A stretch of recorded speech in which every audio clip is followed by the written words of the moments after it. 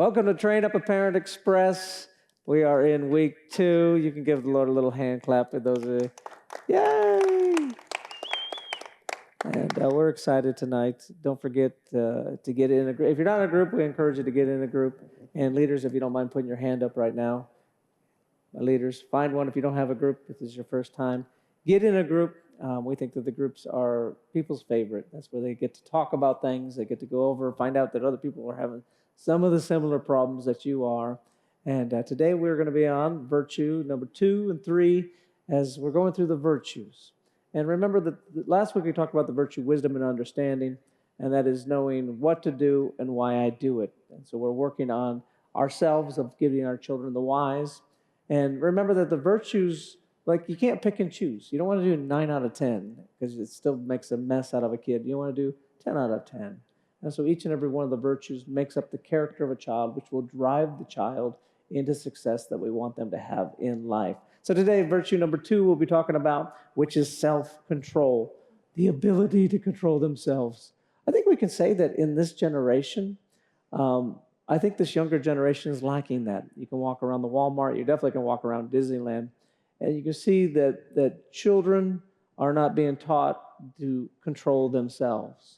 And that's going to make a very dangerous junior high and teenage and an adult. And some of you probably know some adults that have the inability to control themselves. And because they can't control themselves, they can't have good relationships, they can't hold a job, they can't, like life is such a struggle because they have not built what we call the muscle of self-control. The more that you control yourself, right, the more that we train our children to have control over themselves, the easier it becomes for them. And so we start at age 0 already. We talk about that in the book, how to develop self-control in our children. Because without that, my goodness, right?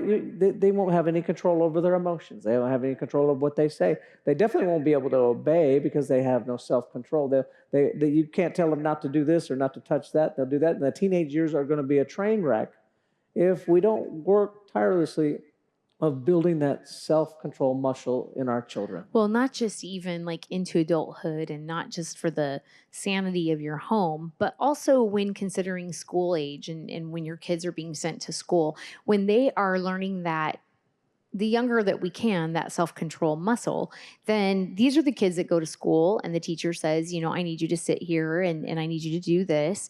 And though they may be wanting to do something else or the other things around them are calling to them and look way more fun, these are the kids that have been trained by an authority figure to follow a direction and like it or not, they're able to just be okay with it. They've exercised that muscle. You've helped them to know that they've got that on the inside of them, and they will be a tremendous blessing to their school teachers. See, we think that it's actually mean to, in a sense, you have your baby come home, and then through all the toddler years, they can touch anything they want. You have to, put the remote up high, and you're going to move it. They can go anywhere in the house that they want at any time that they want. Just roam, and you're trying to herd cattle, right? And here, there, all throughout the day, and then all of a sudden we say at 4.5, 5 years old, sit in this chair for an hour. Well, that child has never been taught, right, to sit in a chair, to sit in a single place, to be able to sit and color for a period of time. And then now the teacher can't control the child, and so now we want to medically label a child. And you can go back 60, 70 years ago when it was on the forefront of most parents of teaching self-control. We didn't have the kids having to get medicated like we do today, like 95% less at that time. Now, does that mean there's something? No, nothing with the food. It was just that we stopped teaching children to control themselves. Well, can I bring a little bit of let's go even to, and you did, but let's go even a little bit more scriptural with it. The word is full of all kinds of things like guard our heart, take our thoughts captive, control your emotions. And all of those have an immensely great benefit to our life. But if we're not learning it, if we're not capable of doing it, then we miss out on all of that. So exactly what we're saying here practically is also spiritually and scripturally backed up. Right. We can't take our thoughts captive if we don't have that muscle of self-control. We haven't built up that muscle of self-control. Then as an adult, as you said earlier, trying to capture our thoughts is a way more difficult concept. And there's a lot of people, and I'm sure you work with them. I'm sure your kids go to school with some of them. I'm sure you've interacted on this sports fields with a lot of You them. might have been married to one. Yeah. Just kidding. That's always crazy, isn't it? I thought but that an was adult fun. that can't, that hasn't been trained and hasn't been taught that. So it's just a kindness that we're doing with our kids. And admittedly, it does seem aggressive sometimes. It seems mean. It seems like we're requiring them to have like adult attitudes or adult skills. But just remind yourself that that's in the Word, that's in the Bible. And if you'll train them now at a little tiny age, as they get older, they're going to grow into teenagers and adults who are partnering with the Word, and it's an easier concept. It's easier for them to say, wait a minute, I don't have to let my emotions control me. I don't have to be ran by my wrong thoughts. I can tell my thoughts to think on things that are holy and just and praiseworthy and good and kind. And so remind yourself of that. You're partnering with God's word. Romans 8 says to set your mind on things that are spiritual. If you don't train your children, you're going to make their life very hard. And if you get to a junior high or a high school that lacks the ability to control themselves, that is that's a crazy period of time. And so it's very important that we start training them. We talk about in the book, we started kind of in a way at like 0, 6 months. We take little baby steps in the way that we're doing things. We do, Holly was big on room time for the children, of making sure she started off with playpen time, put them in the little playpen. They're in there for 30 minutes when they're young, and they get a couple toys to play with, and then they navigate by the time they're about 2 to room time. So they're in the room every day, twice a day, right? And they would have time, and you just sit, you may color, but what are you teaching them? You're teaching them to control themselves without a million things outside, because this is going to be life. Life, we parent today for what we want tomorrow.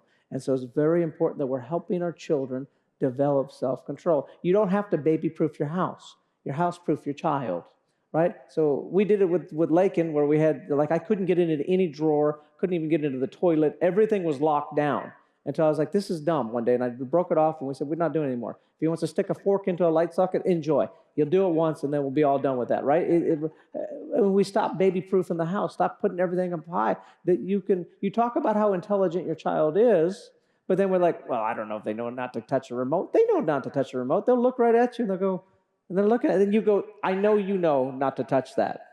And so we raise our children to the expectation of teaching them to control themselves, so that I can take them to grandpa's house and grandma's house, and I know that they don't have to hide everything in the house, but they can go in there, not touch stuff, that not play in a place, not bug the adults, and we raise up kids that are enjoyment to be around. Okay, so you hit on room time. Is that in this, or is it different? It's in here. Where's it at? I don't know. It's Okay. not in there. So, It's well, not in there. because I was going to hit, well, because there's more about that when we get to it. So I didn't know if that was like my Nope, that's cue the right section. Put it in there. Okay. What I wanted to also add, I wanted to go back because I was doing the interrupt rule up here, but physiological changes. Like you could do all the right things, and then puberty happens, and you're like, who is this crazy girl? And so I feel like I know who you're talking about. Well, she's not here. We're good. Very good. So, what I was getting at is that I think sometimes we're in our own little environment, our domain, our home. And it's like, oh, I can relax. But I want to put in front of you, is that where we should relax, or is that the training ground? Right? So we are on our toes when we go to grandma's house. I remember being on my toes at other people's homes, but it got less and less because our home was the training ground. I didn't let willy-nilly go crazy in my house. My house was the training ground. That was where I was like, no, that's not what we're doing. And I think sometimes it is easy because we're out and about, we're working jobs, we're running other kids to school, and it gets exhausting, and we're tired, and we get home, we're like, I don't care, touch the remote, who cares? But that's the training ground. So if we'll do the work in our environment, then when you do go visit so-and-so's house, it's easy peasy. You don't have to worry about it. You're like, wow, I can do this, and I can be confident that my kiddo's not the one messing up your TV, messing up and reprogramming everything. Well, we don't want kids that like when. Have you ever had kids come over to your house and when they left, you're like, praise the Lord, they never come over again. We don't want those kids. We had We 5 want- of them. I'm just kidding. Yeah, we want to have kids that you can go take them anywhere, take them to a restaurant, and they've been taught in the training ground of home to control themselves. We could take I could take all 5 kids by myself, go to a restaurant, sit down, and at the end of it, people would come up to me and go, "We were a little scared when you showed up with 5, but your kids are so well behaved." Why? Because we trained them at home. We set the expectation. We taught them how to control themselves at home, and so it guided their life. And so this is important that we don't mess up on self-control. That we're on it. That we're and one of the things is interrupt rules. See how Holly puts her little hand up here, and I know, kids want to go, mom, mom, mom, mom. What a great way to teach them self-control, even at 2 years old. We see our granddaughter do it, where you teach them just to put their little hand on your thing, and then while you're talking to somebody, you put your hand on it. And if they're younger, you kind of do it right away. You're like, yes, sweetie, what would you like? Because otherwise they're poking you. They're like, they're doing this. They got their hand on you. They're like, I'm doing the roll. They go, my hand's on you. My hand's on you. Yeah. Well, I wanted to hit really quick on room time. I remember what it was. Yes. Okay. So, you do room time at home. It makes it amazing for small spaces anywhere else. I know you mentioned us going out and they'd see us come with our 5 kids and they're like, holy moly, this is going to be a train wreck and, all the craziness. But because we did do those things in the home, because room time was something, I was able to say, this is where we're going to sit. Get on an airplane with 5 kids, 4 of which are boys. Everyone is like, you're kidding. Yeah, people are like, hey, can we get off? You're kidding. I mean, we could see the eye roll. I could see the conspiratorial looks between husbands and wives when we would board a plane. But because they had been so used to having those moments where I was like, yeah, this is going to be, tight little time here. You don't get to just go, use whatever and play with whatever. This is the expectation. You're going to learn to just be creative with what you got right now. I didn't have to sweat the airplane rides. I was able to go, I don't know what to tell you. You got 5 hours. Make it last. Enjoy. Have a good time. Yeah. And so if you put forth the effort, remember, if you put forth the effort, then everything gets easier as they get older. But if you don't put forth the effort, then later you're going to have to put forth you'll put the effort sometime. Yeah. And so we say put it up front. And so fits and whining, one of the things, controlling your emotions, we talk about that you can, we allow our kids to have emotions. I just don't want to be around you when you're having them. And so when you're throwing a fit, we start right away at 6 months old, 1 year old, right? And we're like, okay, you're having a little fit. And when they're 1 year old, you just take them, put them in the little playpen, and you start off going, when you're done, Dad will come get you. And what am I teaching them? You can cry. I just don't want to listen to you. I don't want to be a part of it. And what you find is that child, right, all of a sudden they stop. You come in, you go, oh, you all done? You pick them up. There we go. Let's go back to life. And then when they get about 2.5 years old, then when they're throwing their little tantrum of their fit, you're like, oh, go to your room, and you can come out when you're done. And they go, crying down the hallway, right? And then usually somewhere around 3 years old, like Savvy would stop, turn around. She's all done, Daddy, all done. And I'm like, get in here. Let's have a good, come on back. Once again, you can have emotions, but I need them to learn to control their emotions. And then you find with our 17-year-old daughter, sometimes she's like, and I'm like, honey, bring it down. And she's able to go, and she's able to bring it down, right? Because she's been taught for the last 17 years that you do have the ability to control your emotions, which is going to make her an amazing wife when she gets married in her 50s. It's going to make her a great wife. Amen? This is really important because our world right now is all about feelings. Right now, feelings equal facts. And it's just, I'm sorry, but that's just not reality. It just isn't. And so here's the thing. This is not a program that devalues feelings. Understand, you said it, feelings matter, but your feelings are to communicate something to you about a situation. You're the one that needs to walk away, feel your feelings and go, what are these communicating to me? What is the action I need to take right now? We're in a world right now that my feelings are supposed to be used to make you do something. And that's just not how it's manipulative.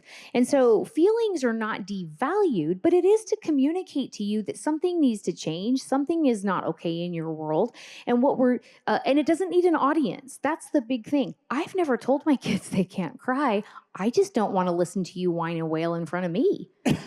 So you're more than welcome to have feelings, and you're more than welcome to go and have those, and they're going to communicate something. Now, obviously, if a child is injured and they're crying, go to your room. Take your broken leg with you. I'm assuming all of us in here know common sense. Yeah, it's common right? sense. Like, I mean, you know, right. but let's be honest, okay? All of us know we've had emotions and we've had feelings that if another person standing right next to me had had the same thing happen, they would have different emotions and feelings about the very same something, right? And so it is a communication tool for us to look at, feel, and go, okay, this is a new thing, and I'm on this right now. What is my role in what I feel right now? Do you know how crazy amazing that is? It leads you to accountability.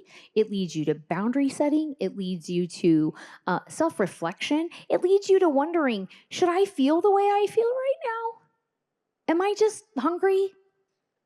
Am I tired? I'm just hungry. But no, let's be real. Like, if we really looked at emotions and feelings for what God intended them to be, we would be exacting change. We would be intentional in boundaries. We would get right to the heart of the problem rather than sit and wallow in it, because we are asking ourselves, what's my role in this right now? You're going to answer it. It's either a pity party for yourself, or it's going to communicate something to you, and you're going to be decisive and intentional in bringing about really great change that you can bring about and not anyone externally around you. You made me hungry. Virtue number 3 is love, which is really Jesus, like, this is the top one. This is, right? If you don't get love, you're not going to get anything. And love is the most important thing.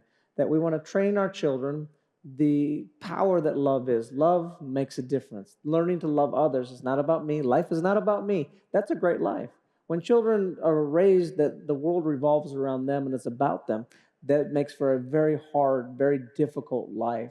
And so we train our children what love looks like, right? Life's about it. We demonstrate it, like what we do and how we act and how we interact with people, what we expect from our children. We expect our children to be kind. We expect them to have kind words. We expect them to be kids that encourage, kids that build up, kids that are there. We're training empathy in them, that they care about others and they're able to put themselves into other people's shoes. And so it's important that love is on the forefront. Siblings, right? We forgive, right? We don't get to be, they're mad at their sister for a week. No.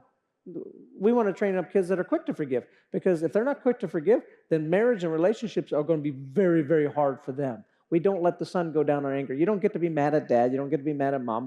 We forgive quickly in the Anderson home. And so we're teaching and demonstrating them what love looks like. And we're training our children to give back, making sure that they give back to us, right? I think sometimes as parents, we can get so caught up and give to them that we forget that it's important that they are also trained to give back to us. In holidays and on birthdays, you train them little, right? As soon as they can start writing, you're like, oh, it's birthday time. Make sure that you write something really nice for mom in her card. And if you're single, then you tell your kids, there's nothing wrong with you saying, hey, mama's a good mom. I do a lot for you. Or dad's a good dad. I do a lot for you. So my birthday's coming up. Make sure that you get me a card and make sure you write something really nice in it and take some time. And what am I doing? I'm training my children. And then you get to my age, and then on Sunday for my birthday, I have to spend a tremendous amount of time reading how all the stuff they write in the cards. And it is like amazing to see 5 kids, without being told, writing down something special to me and Holly in each and every one of the cards, going out and getting gifts for us. They don't have to tell them get a gift. They all are, it's on the forefront of their mind that we've raised up children who, when you give to me, you recognize all that I do. When you give to Holly, you recognize all that she does. You become grateful and you become thankful, and you become a welcome part, in a sense, in your mind that I love my family. So we train them to give to us. And again, scriptural, the word says that the greatest of these is love. It says to love God, love your neighbor. It actually says that you could have all the amazing gifts in the world, but if you have not love, you are like a clanging, loud, obnoxious noise. That's scriptural. That nailed it. Right? Yes. And so we don't want our children to grow up to be clangy, loud, annoying noise. I had to pause for a minute. I thought you would say something funny, because then I lost my train of thought, because I was headed into others' consciousness.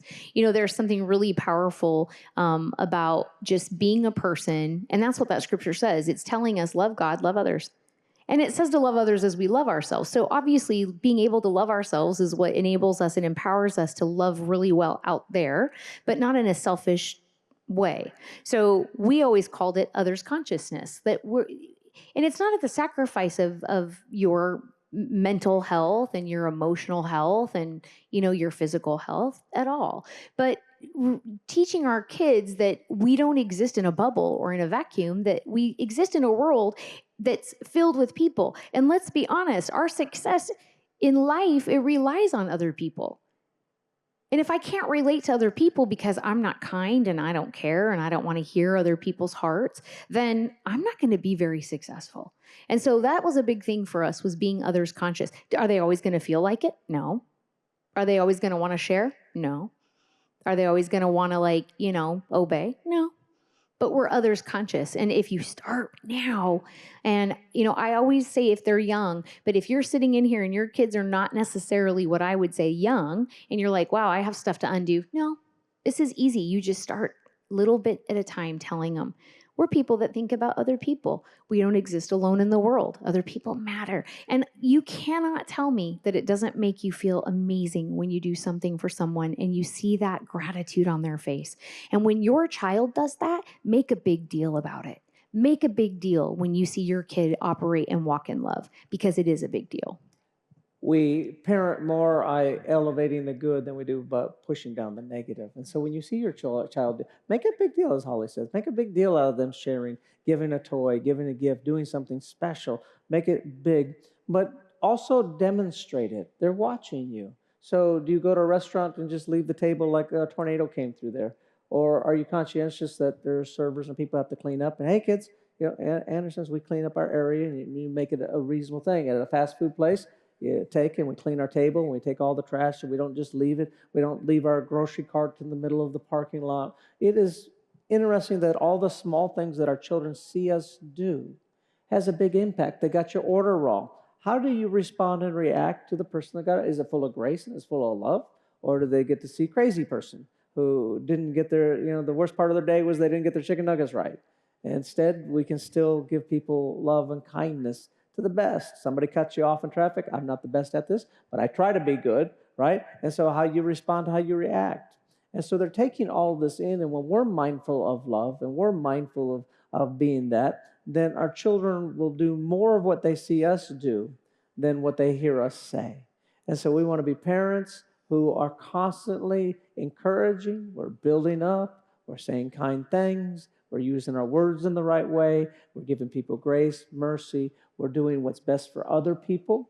And you'll watch your kids begin to step right into that same process in their life, because as I see is how I will do. I read a cool quote either today or yesterday. I read something in a book and it said this. It said, humility is not thinking less of ourselves, but rather thinking of ourselves less. And I thought that's really a powerful little perspective shift there. It doesn't mean that we're down, that we are devalued or whatever, but humility is us thinking less on our amazing whatever, our amazing skills, and putting the focus of other people in front of us. And it just makes us feel better. Because Jesus said that the first will be last. If you go into a place, take the least seats, so somebody else gets the better seat. And this is what we want to train our children. If you got a couple, two things to pick. I'm watching my grandchildren now, and Olive, I do the bag of blessings. I put some candy in there, and Olive, she's the oldest, so she'll grab all the candy in there. And Honey's like looking at her, and then I see Olive. I'm like, Olive, you got it first. So now what do we do? She's like, I let Honey pick. I'm like, yes, you do. And so she lets Honey pick the one that she wants. She's like, I wanted that one. I'm like, I know, but this is life. Like, life is about giving to other people. You still got candy. It's good.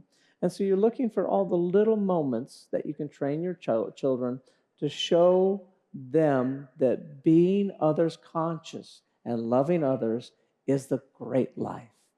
People that grow up in a life that it's all about me, they're miserable. They're not happy. Life is not good. Relationships are not good. And so it starts in the home of training our children. Virtue number 3 is love. If you learned anything at all, give the Lord a big hand clap tonight.